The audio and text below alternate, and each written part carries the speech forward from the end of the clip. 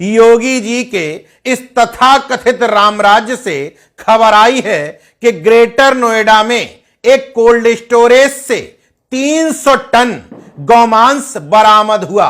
गोदी मीडिया में बैठे कट्टर हिंदुत्व के ठेकेदारों के लिए यह खबर मिर्च मसाला लगा करके परोसने की थी, लेकिन करेला और नीम चढ़ा।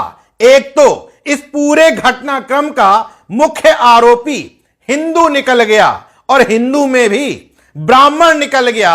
नाम है पंडित पूरन जोशी। इसी पूरन जोशी के कोल्ड स्टोरेज में 10-20 नहीं बल्कि 300 टन गौमांस बरामद हुआ है। हालांकि गोदी मीडिया खुर्शीदुन नबी के नाम से काम चला सकती थी, लेकिन जो 5 आरोपी गिरफ्तार हुए उसमें पंडित पूरन जोशी के अलावा अक्षय सक्सेना, शिव शंकर और सचिन के नाम सामने आ गए, तो गोदी मीडिया के लिए यह एजेंडा फिट नहीं बैठ पाया। इसलिए इस मामले में जितनी टीआरपी नफरत बटोर करके गोदी मीडिया हासिल कर सकती थी वो नहीं हो पाई।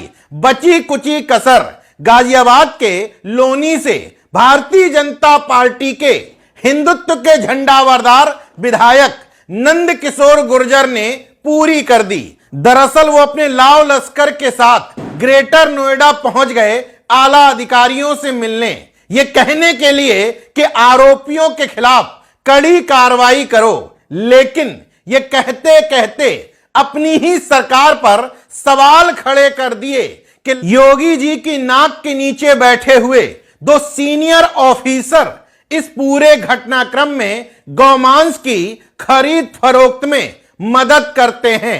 हालांकि विधायक जी ने नाम नहीं बताए, लेकिन अपनी ही सरकार के पुलिस प्रशासन और आला अधिकारियों पर सवाल खड़ा करते हुए यह भी कहा कि छोटी छोटी मछलियां पकड़ ली जाती हैं, बड़ी मछलियों को छोड़ दिया जाता है।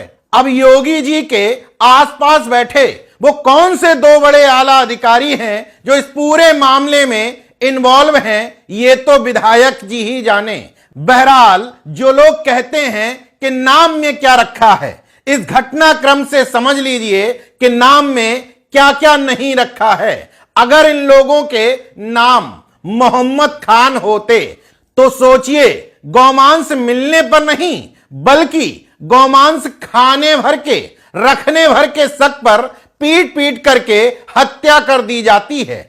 लेकिन यहां कोल्ड स्टोरेज का मालिक है पंडित पूरन जोशी, तो गौरक्षक दल के अध्यक्ष वेद नागर, जिन्होंने इस पूरे घटनाक्रम का खुलासा किया है, उनको अपनी जान का खतरा भी नजर आ रहा है। साथ ही साथ बीजेपी के विधायक से लेकर हिंदूवादी संगठनों के पदाधिकारियों को प्रदर्शन करना पड़ रहा है कि इन सभी पर रासुका लगाइए, सख्त कार्रवाई करिए।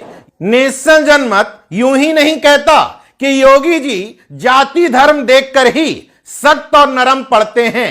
इतने बड़े मामले में जहां 300 टन से ज्यादा गौमांस बरामद हुआ है, स्थानीय पुलिस कह रही है कि इतने टन गौमांस का मतलब है तकरीबन 15,000 से ज्यादा गायें यहां काटी गई होंगी। इसके बावजूद न भावना आहत गैंग की भावनाएं भड़क रही हैं, न तथाकथित हिंदुत्व के ठेकेदारों की, ना ही सख्त मुख्यमंत्री की और ना ही उनकी सख्त पुलिस की।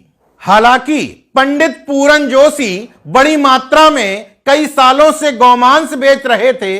नेशन जनमत के लिए यह कोई अचरज की बात नहीं, क्योंकि नेशन जनमत पहले ही यह खुलासा कर चुका है कि भारत में तमाम मीट एक्सपोर्टर्स कंपनियां जिनके नाम इस्लामिक नामों पर रखे गए हैं, उनके मालिक कट्टर हिंदू हैं।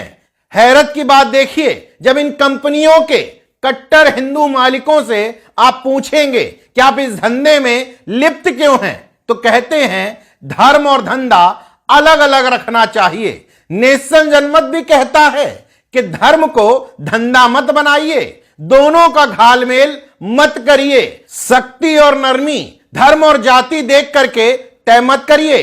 पंडित पूरन जोशी को इस मामले में जो सजा मुकर्रर की जाएगी उसी तरह की सख्ती आरोपियों के नाम में अंसारी मोहम्मद लगी होने पर होनी चाहिए। मगर अफसोस ये नहीं होगा। अगर ऐसा कर दिया तो उनका हिंदू मुस्लिम का कट्टरवादी एजेंडा कैसे चल पाएगा और चुनाव के समय पिछड़े दलितों को कट्टर हिंदुत्व के एजेंडे में कैसे फंसा पाएंगे।